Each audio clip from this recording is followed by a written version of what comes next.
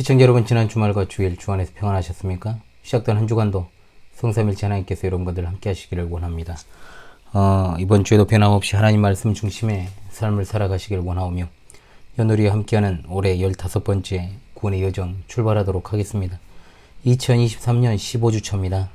올해 15번째 하나님의 말씀은 누가복음 20장 43절의 말씀이 되겠습니다. 자, 함께 외웁시다. 내가 내 원수를 내 발등상으로 삼을 때까지 내 우편에 앉았으라 하셨도다 하였느니라. 누가복음 20장 43절 말씀. 아멘. 다시 한번 해봅시다. 내가 내 원수를 내 발등상으로 삼을 때까지 내 우편에 앉았으라 하셨도다 하였느니라.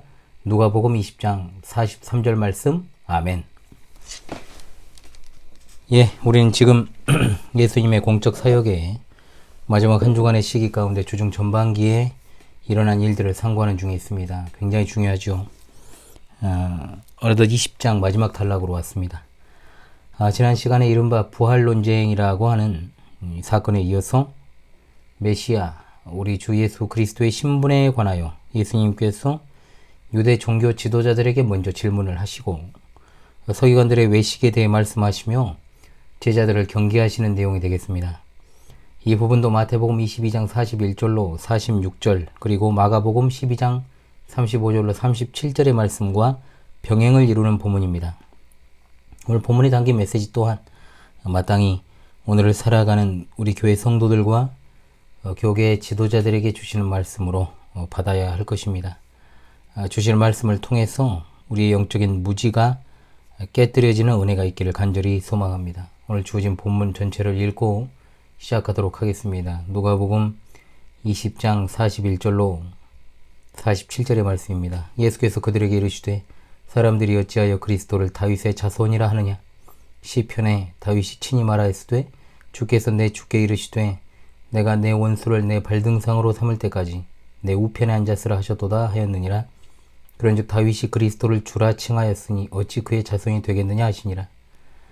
모든 백성이 들을 때 예수께서 그 제자들에게 이르시되 긴 옷을 입고 다니는 것을 원하며 시장에서 문안받는 것과 회당의 높은 자리와 잔치의 윗자리를 좋아하는 서기관들을 삼가라. 그들은 과부의 가산을 삼키며 외식으로 길게 기도하니 그들이 더 엄중한 심판을 받으리라 하시니라. 아멘. 자, 지금까지 우리 예수님께서 계속 똑같은 패턴이었습니다. 그들이 어떤 도전적인 질문을 받으시고 거기에 답하는 방식이었죠. 우문현답을 하셨습니다. 그런데 이번에는 그들을 향해 반대로 질문을 던지시고 계십니다. 하나의 반전이라 볼 수 있습니다. 즉, 보다 적극적으로 우리 예수님께서는 자기 자신께서 메시아 되심을 보여주기 위해 이렇게 하신 것이죠. 유대 종교 지도자들은 예수님을 메시아로 인정하지 않았다는 것은 여러분 잘 아실 것입니다. 그들은 예수님을 자신들의 기득권을 위협하며 또한 자신들의 허락을 받지 않은 소위 말해 불법 교사로 인식하고 있었기 때문에 대중들의 인기를 끌고 있는 소위 요즘식으로 따지면 아주 안 좋은 포퓰리스트로 이제 생각을 하는 것이죠. 그런 예수님을 어떻게 해서든 넘어뜨리고 또 그 명예에 손상을 가하기 위해서 자기들도 난제로 여기는 문제를 가지고 예수님을 공격을 했습니다. 그런데 그 결과는 어떻습니까? 그때마다 예수님은 그들이 상상조차 못할 신적인 지혜로 그 모든 문제를 해결하셨습니다. 그럼에도 불구하고 그들은 그저 놀라기만 할 뿐 여전히 예수님을 메시아로 믿지 않았습니다. 인정하지도 않았습니다. 따라서 예수님은 그들이 과거 역사 속에서 재현되기를 원했던 다윗 왕국의 그 다윗을 들어 자신의 신분을 설명하십니다. 이것은 당시 사람들의 어떤 메시아관이 군사적이고 정치적인 메시아관이었기 때문에 이를 깨트리시고자 의도적으로 다윗의 자손이라는 사실을 거부하고 계신 겁니다. 예수님은 말씀하시기를 사람들이 어찌하여 그리스도를 다윗의 자손이라 하느냐 하십니다. 우리가 잘 아는 바와 같이 구약시대에 기름 부어 세워지는 이들이 선지자, 제사장, 왕입니다. 예수 그리스도께서는 이런 삼중직을 그대로 소유하신 분이요, 이러한 불완전한 인간 직분자들의 완벽한 원형이시자 주인공이 되십니다. 따라서 예수님께서는 구약의 엘리야와 같은 선지자이시며 동시에 다윗의 왕권을 잇는 왕이시오 백성의 완전한 중보자로서 대제사장의 직분을 감당하실 분입니다. 그리스도는 곧 기름 부음 받은 자라는 뜻이며 또한 유대인들이 그토록 오매불망하던 메시아입니다. 그러나 본문의 질문을 예수님께서 하신 이유는 그들이 지니고 있던 메시아관이 정치적인 메시아, 즉 다윗의 후손으로 와서 다윗의 왕국을 재현할 자라고 하는 것이 잘못된 메시아 사상이다라는 것을 가르쳐 주시며, 또한 진정한 메시아는 영원 전부터 자존하시는 분이시다라는 것을 가르쳐 주기 위해서 말씀하고 계십니다. 마태복음에서는 예수님께서 바리새인들에게 이 사실을 직접 질문하시고 그들이 다윗의 자손이라고 대답하는 것까지 기록되어 있습니다. 예수님께서는 시편 110편 1절을 인용하시면서 자신의 신분이 어떠한가를 더욱더 명확하게 하십니다. 시편 110편은 다윗이 성령의 감동으로 기록한 것입니다. 성부 하나님께서 그리스도를 위해 어떠한 일을 하실 것인가, 또한 그리스도께서 어떠한 사역을 행하실 것인지에 대해서 보여주시는 말씀이죠. 시편에 여호와께서 내 주께 말씀하시기를 이라고 되어 있는데 여기에는 주가 두 번이 나옵니다. 첫 번째 주는 바로 성부 하나님이시고 두 번째 주가 바로 성자 하나님 곧 그리스도십니다. 마태와 마가는 발 아래 둘 때까지라고 되어 있고 누가는 네 발등상으로 삼을 때까지라고 되어 있습니다. 발등상이라고 하는 말은 발판입니다. 즉 발을 올려놓는 대를 뜻하는 것이죠. 발등상으로 둔다는 것은 복종시키다, 또한 아무개의 권세 하에 몰아넣다라는 의미를 가지고 있습니다. 이것은 예수님께서 마지막에 재림하실 대심판주로 모든 세상을 판단하시고 완전하게 굴복시키는 때를 가리킵니다. 원수는 누구입니까? 마귀입니다. 에덴 동산에서 아담을 그리고 하와를 미혹한 일에 계속해서 하나님의 구원의 작전과 섭리의 역사를 대적했던 마귀, 바로 사탄을 가리키는 것이죠.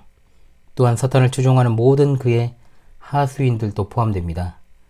그러나 이 사탄과 그의 하수인들은 심판주의 발 아래 발표, 창세기 3장 15절 여자의 후손에 관한 예언이 완전하게 성취되게 됩니다.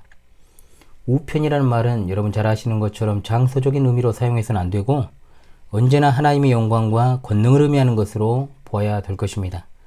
따라서 우리가 늘 신앙 고백 시에 고백하는 것처럼 예수님께서 하나님 우편에 앉아 계신다라는 말은 그리스도께서 하나님의 신뢰를 받으시며 또한 우주적으로 다스리고 동반자가 되신다라는 의미를 지닙니다.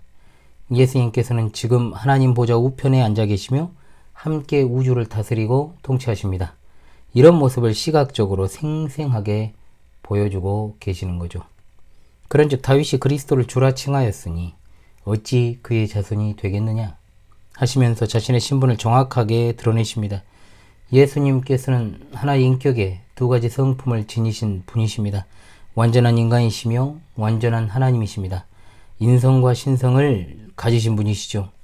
유대인들은 메시아가 다윗의 혈통으로 오실 것으로 알고 기다려왔습니다. 문제는 그들이 다윗의 자손으로 온다는 것만 알았을 뿐 성령으로 말미암아 잉태되신 하나님의 아들이 되시고 또 만민의 주가 되신다는 사실을 몰랐던 겁니다. 예수 그리스도의 어떤 신성과 인성에 대해서 무지한 그 유대 종교 지도자들에 대해서 예수님께서는 시편 110편을 인용, 메시아의 하나님으로서의 성품에 대해서 가르치십니다.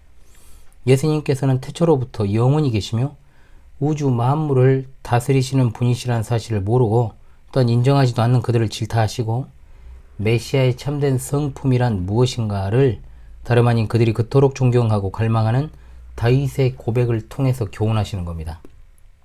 사실상 그들이 성경이 능하다고는 하지만 그 의미를 알지 못하기 때문에 영적인 맹인에 불과하다는 것을 드러내십니다.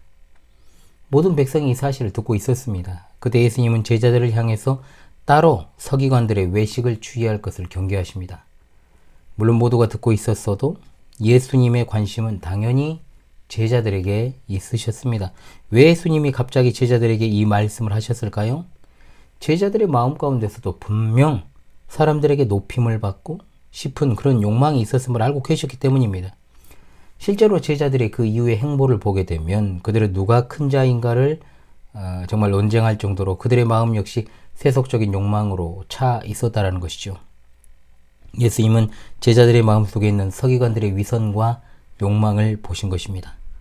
그리하여 서기관들의 그러한 교만함을 들어 제자들의 마음을 책망하시고 경계하시고자 이 말씀을 하십니다. 서기관들이 어떠한 자인지를 말씀하시죠. 거기엔 특징이 몇 가지가 있습니다. 첫 번째, 긴 옷을 입고 다니는 것을 원합니다. 서기관들은 세마포로 된 통옷, 즉 땅에까지 닿는 긴 두루마리를 입고 다녔는데 이러한 옷차림은 자신들의 경건을 자랑하려는 의도가 담겨진 것이었습니다. 그들은 또한 긴 옷에 율법의 말씀을 담은 경문을 크게 만들어서 부착을 했습니다. 원래는 하나님의 말씀을 기억하려고 순수한 의도로 경문을 달고 다녔는데 시간이 흐르면서 어떻습니까? 자신의 경건을 과시하기 위해 달고 다니는 수단이 되었던 거죠. 또 일반인들과는 구별되게 옷 끝에는 옷술을 달고 다녔는데 망토나 외투 가장자리에 털실을 꼬아서 매달리게 장식한 부속물입니다. 유대인들은 민수기 15장 37절로 40절의 말씀에 근거해서 흰색과 청색 실로 짠 이와 같은 부속물을 겉옷 가장자리에 매달았습니다. 그것은 그들로 하여금 하나님의 모든 계명을 기억하여 준행하게 하는 기능과 더불어 마음과 눈의 욕심을 따라 방종하게 살지 않도록 하는 기능을 해줬습니다. 그러나 서기관들과 바리새인들은 그러한 율법의 정신보다 단지 사람들에게 자기를 거룩하게 보이려는 열망으로 옷술을 더 크게 만들어 그것을 즐겨 입고 다닌 것이죠. 둘째로 시장에서 문안받는 것을 좋아했다 했습니다. 시장은 그 당시에 정치행정기관들이 자리 잡고 사람들의 상거래가 진행되며 고용계약이 맺어지는 말 그대로 사회생활의 중심지를 가리킵니다. 공개적인 장소라는 것이죠. 물론 우리도 그리 멀지 않은 옛날에는 시장이 그 중심 기능을 했던 것이 사실이죠. 시장에 모든 것이 있었습니다. 그렇죠? 서기관들이 얼마나 남들에게 높임받기를 원했는지를 보여주는 겁니다. 공개적인 장소에서. 이는 예수님께서 가르치시는 겸손의 제자도와 완전한 대조를 이룹니다. 세 번째, 회당의 높은 자리와 잔치 윗자리를 좋아한다 했습니다. 한마디로 상석을 좋아했다라는 것인데 잔치에서는 언제나 오른쪽 상당 끝에 있는 자리가 가장 귀한 손님이 앉는 자리였고 사람들이 잔치에 초대받으면 그 자리에 앉으려고 볼성사나운 풍경을 연출하기도 했다고 합니다. 또 회당에서 가장 상주하는 어디인가? 바로 율법을 넣어두는 궤 앞에 마련된 자리. 그 자리는 회당에 있는 사람들의 눈에 가장 먼저 띄는 자리였습니다. 이들이 정말로 경건한 마음으로 하나님을 경외함으로 그 자리에 앉은 것이 아니라 사람들에게 존경받으려는 열망으로 회당의 상주하에 앉기를 즐겼습니다. 관종들이 따로 없죠. 네 번째, 과부의 가산을 삼키며 외식으로 길게 기도합니다. 가부장 사회였던 유대 사회에서 가장을 잃은 과부들은 고아들과 마찬가지로 그야말로 경제력을 잃어버린 대표적 부류로 사회적으로 가장 보호받고 보살핌을 받아야 될 대상으로 규정하고 있습니다. 그럼에도 불구하고 가장 율법을 신실하게 지키고 남들보다 앞장서고 또한 그러한 사회적 약자들의 권익을 보호하여 도와주어야 될 율법 교사인 서기관들이 그러한 과부들의 가산을 강제로 교묘하게 착복했다라고 하는 것은 그야말로 하나님 보시기엔 너무나도 악행이었던 것입니다. 외식이라고 하는 것은 겉과 속이 완전히 다른 것을 묘사하는 말이죠. 서기관들이 길게 기도하는 것도 또 그 기도 모습을 지켜보는 사람들 앞에서 자신들의 경건을 자랑하려는 의도에서 비롯된 것입니다.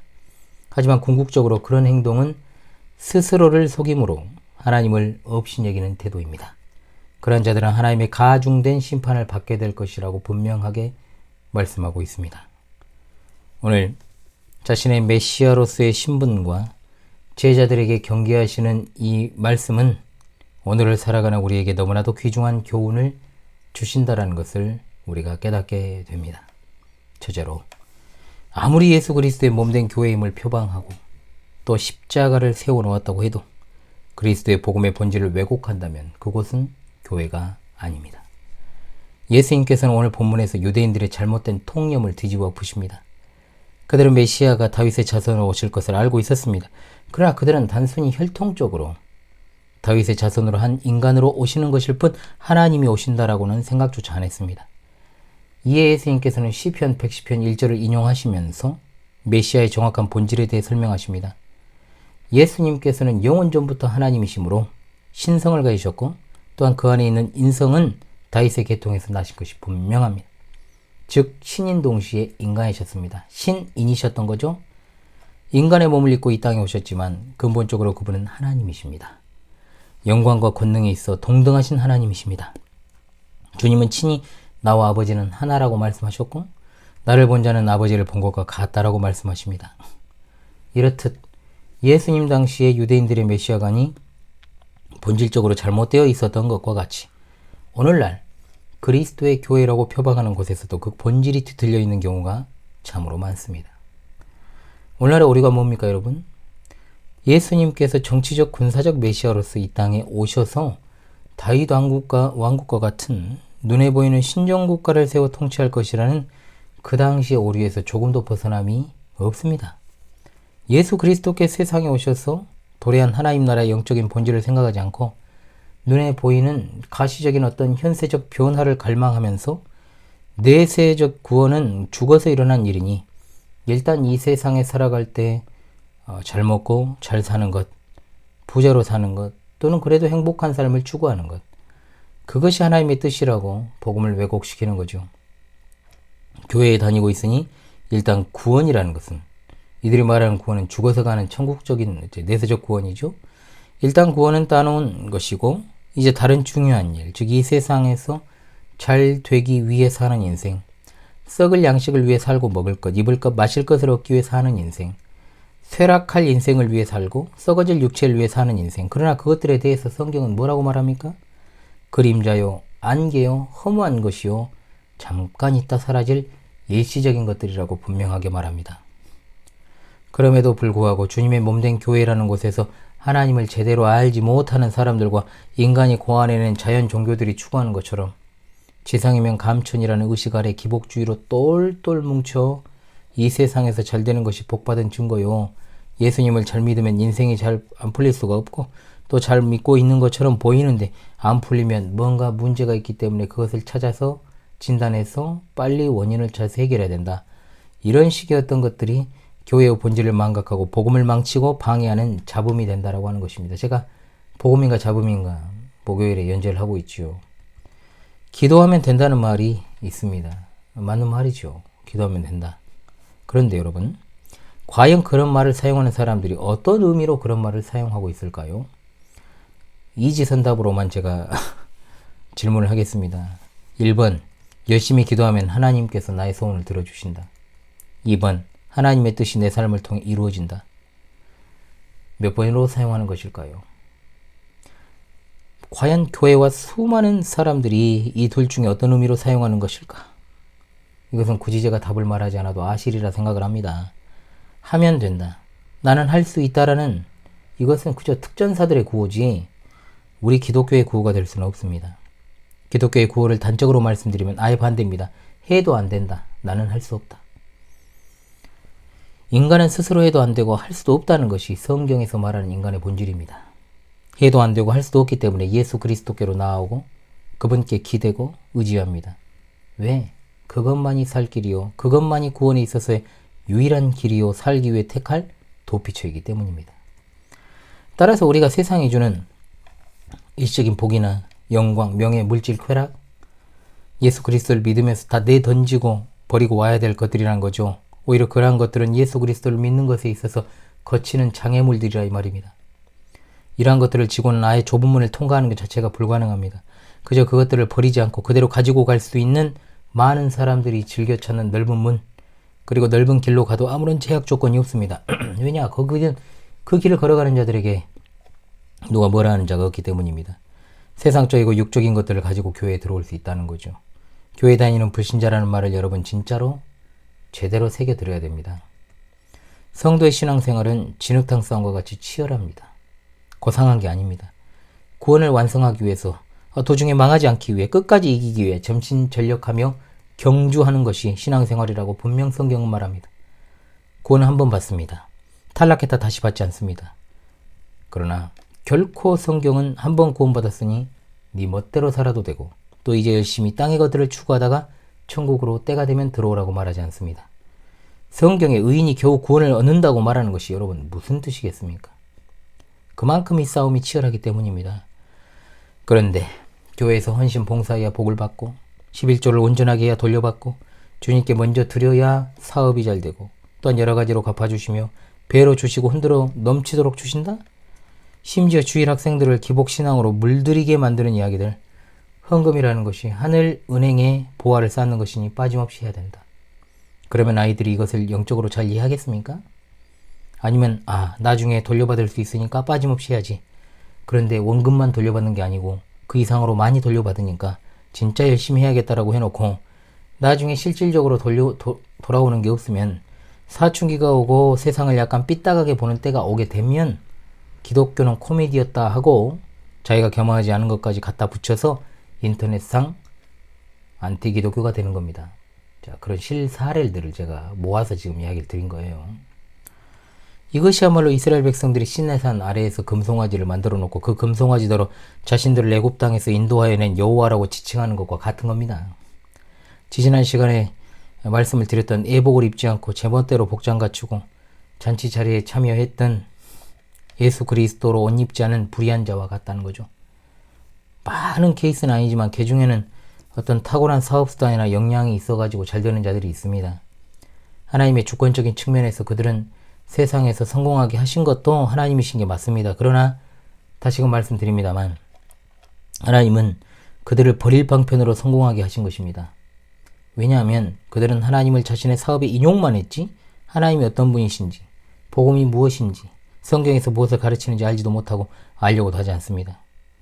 성도가 세상의 무지를 깨우치고 세상 지혜가 아닌 참된 하나님의 지혜에 대해서 가르치면서 세상의 영적인 스승이 되어야 함에도 불구하고 세상 사람들 중에서도 도덕적이고 참으로 청빈한 삶을 살고 이타적인 삶을 사는 사람들도 안 하려고 하는 그런 부도덕하고 불법적이고 편법적인 행위를 하면서 뻔뻔하게 부끄러운 줄도 모르고 돈만 밝히고 그렇지 못한 사람들을 까내리는 것을 보면 이방인들에게 귀감이 돼야 될 교회가 오히려 진리의 문제가 아니라 인간성과 도덕적인 문제로 판단받는 현실.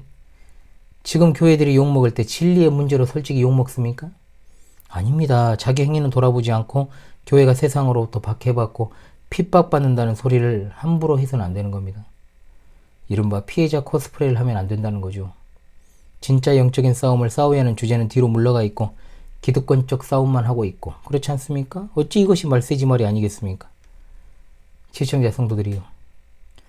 우리가 대망하는 것은 마지막 때의 부활입니다. 즉 예수 그리스도의 재림입니다. 궁극적인 소망을 가지고 이 땅에서 하나님이 주신 구원을 끝까지 붙들고 완주하는 것이 우리의 소명이라 이 말입니다. 구원을 내가 지킨다는 말도 아니고 내가 스스로를 구원한다는 뜻도 아닙니다. 구원은 오직 하나님의 은혜입니다. 하나님의 은혜 안에서 우리가 그 싸움을 싸우는 것입니다. 나의 뜻이 아닌 오직 하나님의 뜻으로 그 싸움을 싸우는 것입니다. 똑바로 정신 차리고 우리가 절대로 휩쓸리지 맙시다. 말이면 다가 아니잖아요. 강단을 어지럽히는 이 사건들 반드시 엄중한 심판을 받을 것이고 그 사건에 선동되어서 그 길을 걸어가는 자들 또 미혹하는 자들 있죠. 가라지들 이런 자들도 다 예외 없이 심판받습니다. 우리는 오로지 복음의 정도를 따라서 성경의 원리를 따라 구원 영생의 도를 따라 자기를 부인하고 자기 십자가를 지고 그리스도를 따라가야 될 줄로 믿습니다. 아멘. 둘째로 우리는 오늘날에도 퍼져있는 그 당시 서기관들의 외식을 경계하고 또 경계해야 될 줄로 압니다. 기본적으로 이 말씀은 1차적으로 제자들에게 주신 것입니다. 자, 그리고 저는 이 말씀을 오늘날 교회 지도자들인 목사와 장로에게 주신 말씀임을 또한 믿어 의심치 않습니다.